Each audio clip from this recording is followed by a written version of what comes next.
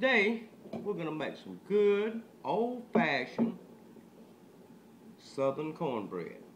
Now, this is a recipe I got from my grandmother years ago. So let's start out.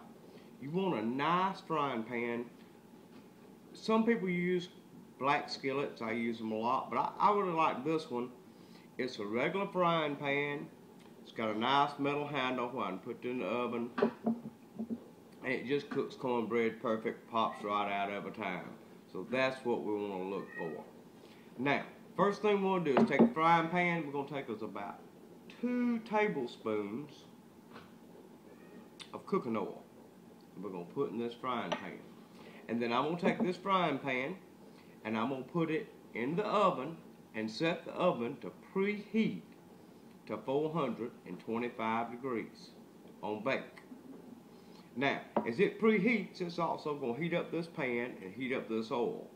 And when it does, that's when we're going to put the cornbread in. We want to put the cornbread mix into the oil and hear it sizzle. So I'll be back in just a minute when we're getting this pan good and warm. Now, let's see about making the cornbread mix to go with this. First off, we'll start with 2 medium eggs. We just want to crack those in the bottom of our bowl.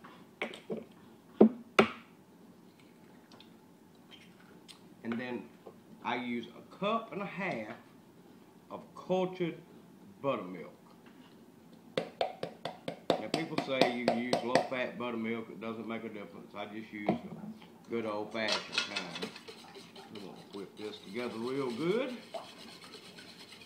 Make sure to get your yolks broken up and mixed in well with the buttermilk. We're going to add about 1.5 teaspoons of salt. And then we're going to start adding our cornmeal. Now, one thing with our cornmeal is it's according to what the weather is, how much cornmeal you're going to add. So right now, I'm going to add about 1.5 cups to get us started. And I might have to add a little more.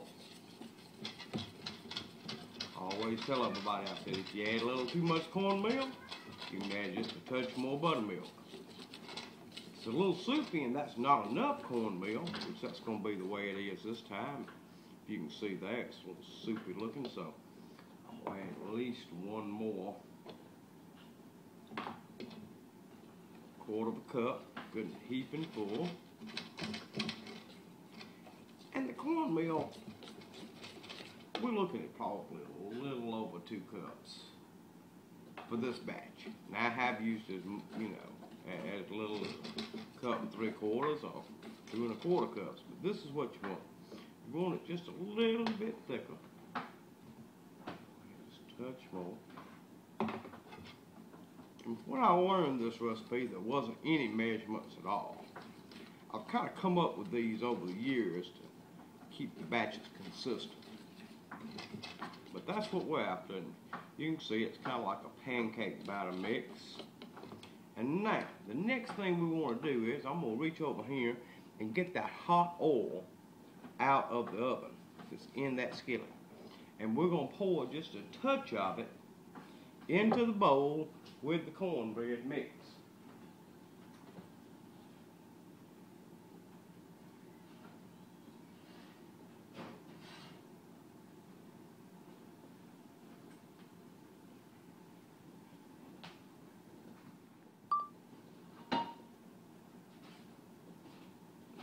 Pour just a little bit of hot grease. You can hear it kind of makes a sizzling noise when you pour it in there. And I'll probably put about 1 tablespoon of grease into the mixture. Mix it up just a little bit, and we're going to pour this into that hot skillet. I like to get it all out of here. Spatula. Get the rest of it all out.